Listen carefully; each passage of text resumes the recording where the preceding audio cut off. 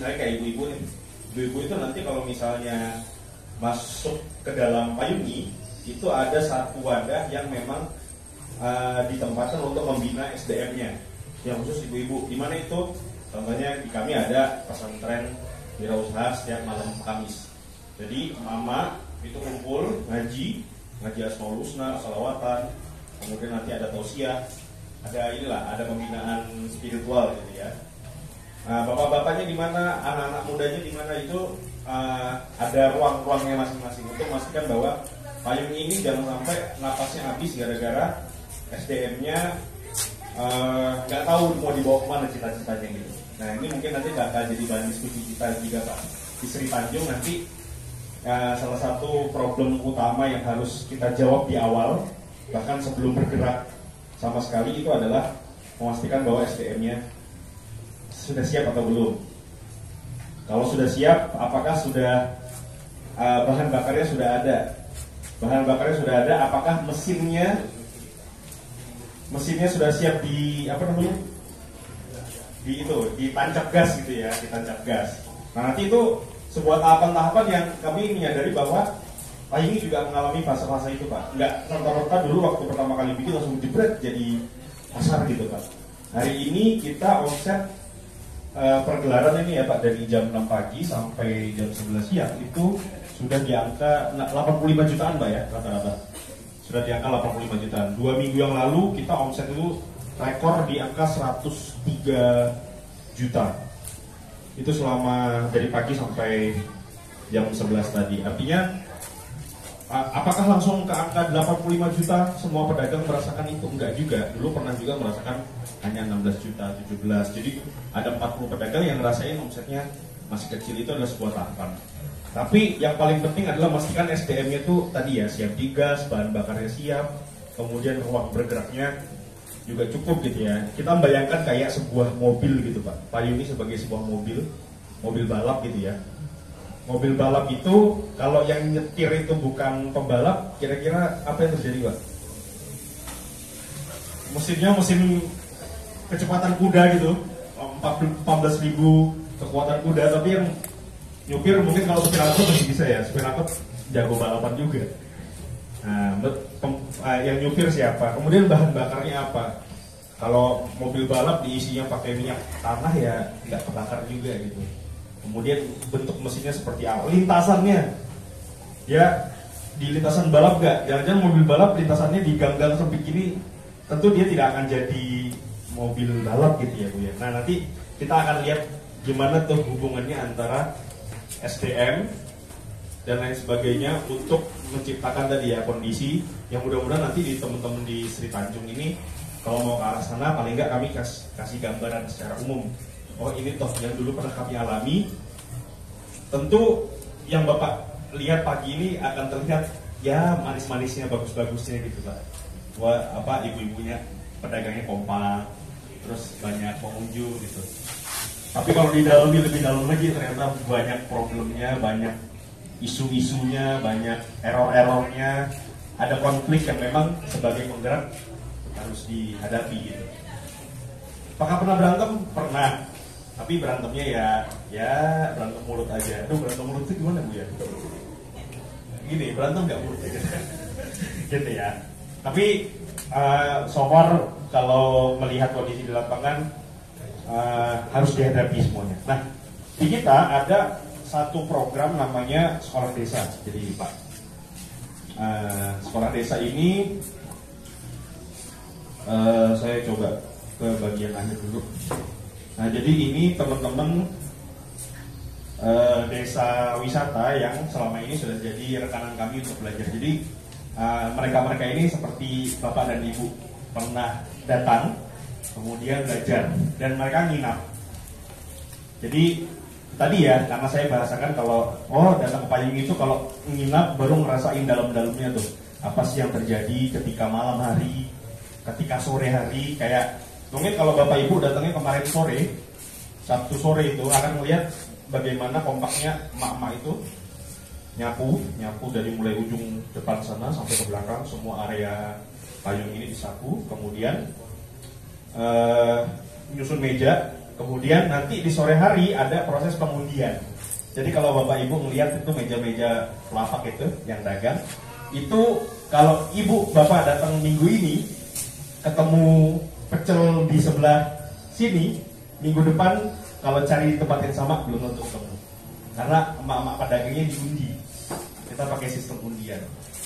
Jadi mungkin ketemunya di sini, besok ganti ke sebelah utara atau ke sebelah selatan sana di jauh gitu. Jadi kita bikin sistemnya undi. Itu adalah salah satu cara supaya memastikan bahwa semua merasa memiliki payunginya. Jadi nggak merasa memiliki di satu tempat aja. Bayangkan Ibu kalau dia jualan pecel dari awal dulu tahun 2020, dia dagangnya di situ terus. Mungkin dia akan nyapu atau beresinnya di tempat dia aja. Tapi kalau diundi kita akan memastikan bahwa, oh saya nggak tahu nih saya akan tempatin di mana. Yang penting kalau disapu kita sapu bareng, kita bersihin bareng. Itu sedikit trik lah ya untuk memastikan bahwa terjadi sebuah aturan tidak tertulis. Nah ini kampung-kampungnya di Mataram Ilir, kemudian nah ini rata-rata Lampung Tengah ya, Banggi Besar, Tribunjo, Lampung Tengah, kemudian Lampung Timur juga ya di Ramat Fajar, Sidomulyo, Lampung Selatan, dari Waikanan, dari Lampung Barat, tempo hari 40 pengurus Pok Darwis ya, kemudian di Waikanan lagi, kemudian ini juga di Pesawaran ya. Jadi hampir semua kabupaten kecuali kita yang belum apa ya? Yang belum Mesuji mungkin Pak. Kita Mesuji belum, Tulang Bawang belum. Kalau Tulang Bawang Barat kita sudah pernah. Tulang Bawang belum, Mesuji belum, apalagi ya? Pesisir Barat mungkin ya. Kalau Lampung Barat sudah pernah. Krui itu malah belum pernah. Jadi ya ini sedikit pengalaman kami yang mendampingi, menemani teman-teman ketika punya ide, waduh kampung kita mau dong digali juga potensinya, apalagi mau diarahkan ke potensi wisata kreatif gitu. Jadi ini teman-teman yang sudah main kurang lebih ada berapa ya, 35-an ya kalau nggak salah. Apakah semuanya sukses? Tentu kalau kita bilang sukses semua nggak juga.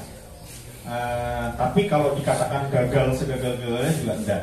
Lagi-lagi yang memastikan bahwa sebuah gerakan seperti ini ya terjadi di kampungnya itu adalah memastikan bahwa SDM-nya itu siap. Jadi nanti Pak Kadesnya, pengurus desanya siap maju, tapi SDM di bawahnya itu masih bingung menafsirkan atau menerjemahkan maunya Pak Kades, itu juga nanti jadi problem juga. Gitu. Atau nanti anak mudanya pengen maju, tapi pengurus desanya yang nggak nyambung gitu. Nah macam-macam Bu, ini teman-teman dari kampung-kampung ini problemnya macam-macam. Ada yang kepala desanya mau maju, yang di bawahnya nggak jalan. Ada yang anak mudanya pengen maju, tapi yang tua-tuanya nggak support. Jadi macam-macam problemnya. Nah harapannya dengan adanya program ini, kita pengen memastikan bahwa proses penyamaan frekuensi itu terjadi. Kan isi kepala di kampung kita kan beda-beda ya Bu. Ada yang pengen nanti wisatanya misalnya udah kita goes bebek aja gitu ya Pak ya, tempat air ya, goes bebek semuanya gitu. Tapi antar ada versi lagi mancing aja gini, nanti menyamakan frekuensinya itu yang bagian paling sulitnya. Karena sekali saja ada satu kepala yang merasa tidak terakomodir idenya, ide kreatifnya, nanti bakal terjadi kekecewaan tuh. Kok saya ngide tapi kok nggak nggak ditakupin ya gitu. Nah, gitu. Jadi di sekolah desa nanti kita ada satu sesi di mana semua yang terlibat di situ harus memastikan bahwa ini yang pertama, ini akan kita lakukan. Semua kepala itu boleh mengajukan ide, ya. Tapi nanti kita susun mana yang lebih prioritas, mana yang dieksekusi duluan, mana yang belakangan, mana yang nanti deh nunggu tahun depan gitu, melihat kekuatan kadernya gitu.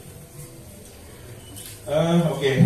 Jadi di sekolah desa itu kami teman-teman itu nginap selama 2 hari 1 malam. Jadi datang Sabtu pagi, habis itu menginap malamnya nanti di penginapan yang sudah disiapkan, tinggal sama warga, sama pedagang-pedagang yang jadi anggota jadi keluarga dari Payuni juga. Kemudian nanti live in itu nanti melihat semua sudut-sudut Payuni. Kalau hari ini mungkin melihat sudah ada 10 sudut.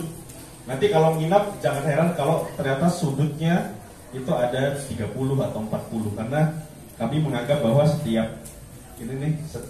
di mana ada objek kreatif di situ kami anggap sebagai ruang.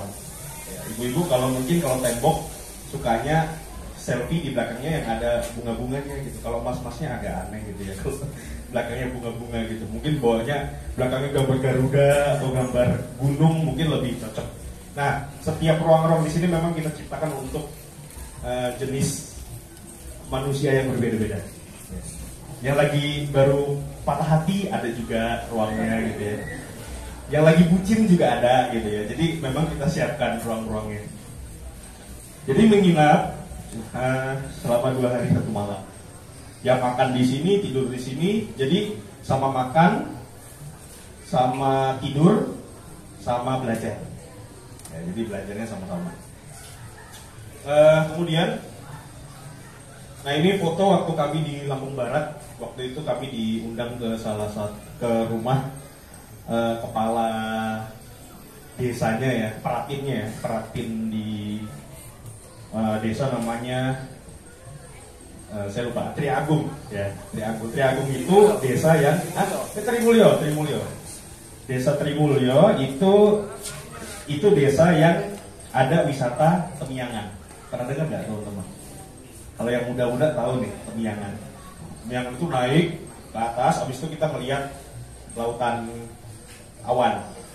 Dan itu waktunya cuman antara waktu jam 6 sampai jam setengah 8 pagi. Habis itu setelah dan sebelumnya nggak ada pemandangan awannya. Nah, kami diundang ke kampung sana. Nah, kepala peratinnya juga datang. Kita diundang ke rumahnya, disuguhin makan. Kalau teman-teman yang lain mau naik ke atas, bayar ojek, bayar tiket masuk. Karena kita diundang, jadi nikmatin sepuasnya.